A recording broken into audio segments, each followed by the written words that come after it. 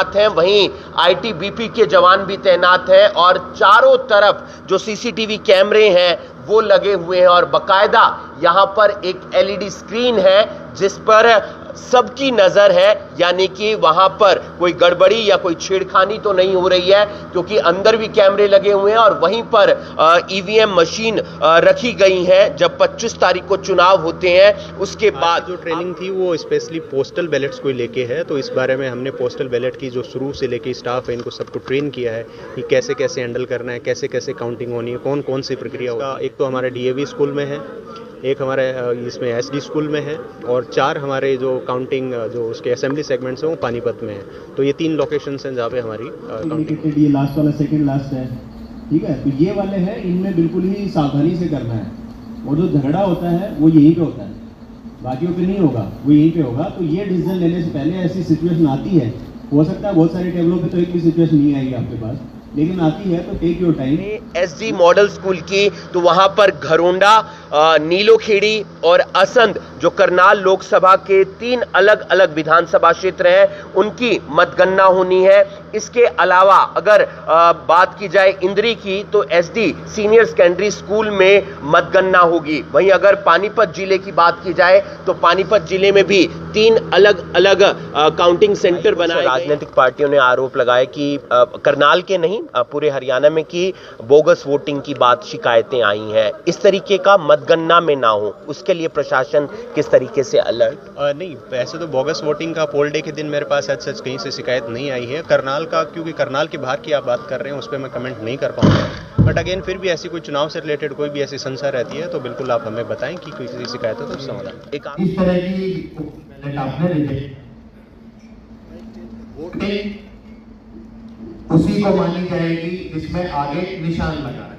जहाँ पे इस तरह की सब्जेक्टिविटी इन्वॉल्व हो, आप अपने एआरओ के माध्यम से सर के संज्ञान में जरूर लाएं। सर के साथ में क्या है, वहाँ पे कैंडिडेट भी बैठा हो और कैंडिडेट को भी अधिकार होता है इस तरीके की चीजों में डिसीजन में पार्टिसिपेट करने। ठीक है, कहीं भी आप फर्स्ट वो आपने मार्किंग ना करके अपने साइन लगा दिए या कुछ और इस तरह की चीज कर दी कि जिससे आपकी खुद की आइडेंटिटी, वोटर की खुद की आइडेंटिटी उसमें लिखी। ये तस्वीरें हम आपको दिखा रहे हैं करनाल के डीएवी सीनियर सेकेंडरी स्कूल से, जहां पर काउंटिंग सेंटर बनाया गया है और अलग अलग जगह करनाल लोकसभा का काउंटिंग सेंटर रहने वाला है।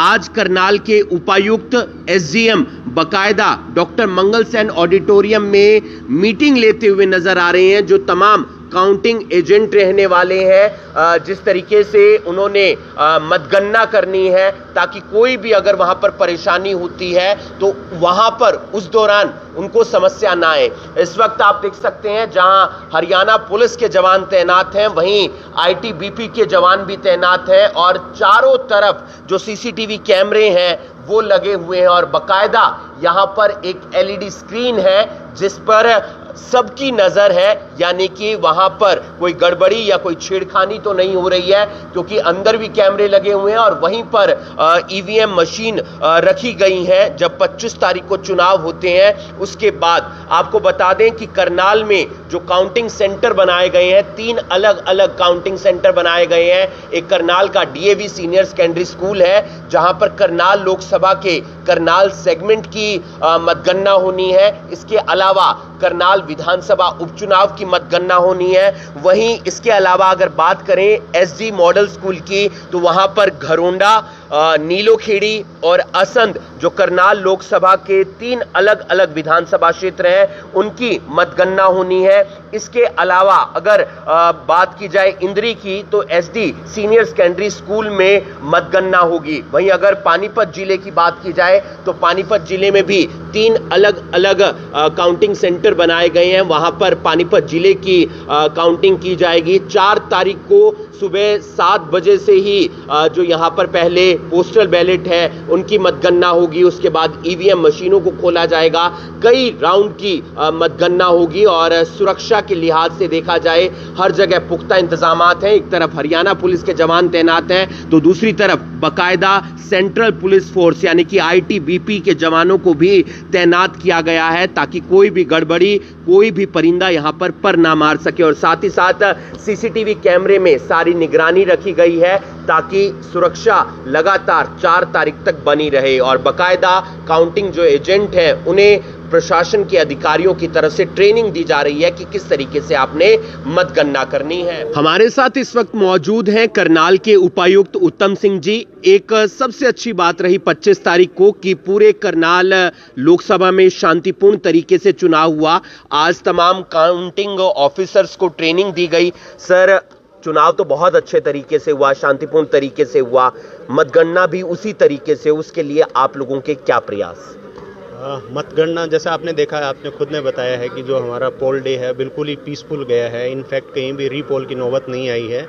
इसके लिए तो सबसे पहले मैं हमारे जो यहाँ के जो वोटर्स हैं उनका धन्यवाद करूँगा। पॉलिटिकल पार्टीज़ के कैंडिडेट्स हैं जिन्होंने कंटेस्ट किया उनको मैं धन्यवाद देना चाहूँगा कि सारा पोल प्रोसेस बिल्कुल पूरी तरह से शांतिपूर्ण रहा है। काउंटिंग को लेके 2-3 पहलू हैं इसके। एक तो हमारा ये होता है कि काउंटिंग प्रक्रिया हो बिल्कुल फेयर एंड ट्रांसपेरेंट वे में हो, तो उसके लिए हम ट्रेन कर रहे हैं हमारे स्टाफ को, जो वेल ट्रेंड स्टाफ, कोई मिस्टेक नहीं रहेगी, बिल्कुल फेयर तरीके से होगी। कैंडिडेट्स के कुछ एक डाउट्स रहते हैं इस प्रक्रिया को समझने के लिए, इसमें क्या क्या चीज़ें हैं, कैसे पोलिंग एजेंट लगाना, क्या लगाना, वो कॉन्स्टेंटली हम उनको सपोर्ट प्रोवाइड कर रहे हैं। तीसरा, लोगों को भी हम हिदायत दे रहे हैं कि बेवजह काउंटिंग हॉल्स के आसपास इकट्ठे ना रहें। 144 लगेगा और जो अलाउड लोग हैं उन्हीं को हम अंदर एंट्री देंगे। बड़ा पीसफुल तरीके से रहेगा। पॉलिटिकल पार्टी से भी मैंने रिक्वेस्ट की है पर्सनली कि अननेसेसरी कोई भी गैदरिंग टाइप की ना हो। आज पोस्टल बैलेट को लेकर भी तमाम जानकारी दी, और क्या क्या जानकारी तमाम काउंटिंग ऑफिसर्स को दी गई है? अभी आज की जो ट्रेनिंग थी वो स्पेशली पोस्टल बैलेट्स को लेके है, तो इस बारे में हमने पोस्टल बैलेट की जो शुरू से लेके स्टाफ है इनको सबको ट्रेन किया है कि कैसे कैसे हैंडल करना है, कैसे कैसे काउंटिंग होनी है, कौन कौन सी प्रक्रिया होती है, उसके बारे में इनको ट्रेनिंग दी गई है। Later on hands on training भी हम इनको प्रोवाइड करें। करनाल लोकसभा की अगर काउंटिंग की बात की जाए तो कहाँ कहाँ पर काउंटिंग होगी और किस तरीके से प्रशासन की व्यवस्था रहेगी? करनाल में जैसे आपने देखा हमारे असेंबली सेगमेंट 9 है। 9 सेगमेंट्स का एक तो हमारे डीएवी स्कूल में है, एक हमारे इसमें एसडी स्कूल में है और 4 हमारे जो काउंटिंग जो उसके असेंबली सेगमेंट्स हैं वो पानीपत में है। तो ये 3 लोकेशंस हैं जहाँ पे हमारी काउंटिंग होगी। एक बात सामने निकल कर आई, कुछ राजनीतिक पार्टियों ने आरोप लगाया कि करनाल के नहीं पूरे हरियाणा में कि बोगस वोटिंग की बात शिकायतें आई हैं। इस तरीके का मतगणना में ना हो, उसके लिए प्रशासन किस तरीके से अलर्ट? नहीं, ऐसे तो बोगस वोटिंग का पोल डे के दिन मेरे पास सच कहीं से शिकायत नहीं आई है। करनाल का, क्योंकि करनाल के बाहर की आप बात कर रहे हैं, उस पर मैं कमेंट नहीं कर पाऊंगा। बट अगेन फिर भी ऐसी कोई चुनाव से रिलेटेड कोई भी ऐसी संशय रहती है तो बिल्कुल आप हमें बताएं कि कोई शिकायत है तो समाधान। एक आखिरी सवाल, कितने राउंड वहां पर टेबल होगी, किस तरीके से, और मीडिया की क्या व्यवस्था रह सकती है सर? मीडिया के लिए तो पहले बता दूं, जो इलेक्शन कमीशन की हमारी गाइडलाइंस है जिनको हम जैसे नॉर्मली ग्रुप्स में लेके जाते हैं, एक बार फोटो वोटो करने के लिए, वीडियो करने के लिए देते हैं, तो वो हम फॉलो करेंगे। डीपीआर इसके नोडल रहेंगे। दूसरा आपने सवाल पूछा था इससे रिलेटेड, कितने राउंड टेबल? राउंड्स डिपेंड करेंगे। अभी 14 टेबल्स हमने लगाई हैं, हर एएस में 14 टेबल्स रहेंगी, बूथ्स के हिसाब से राउंड्स उसी हिसाब से।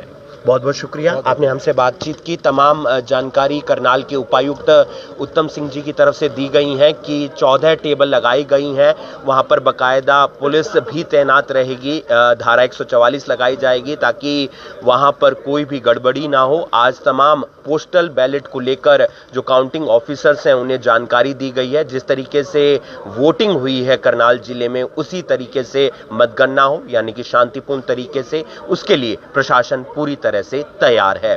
आप देख रहे हैं करनाल ब्रेकिंग न्यूज, मैं हूं आपके साथ हिमांशु नारंग। धन्यवाद।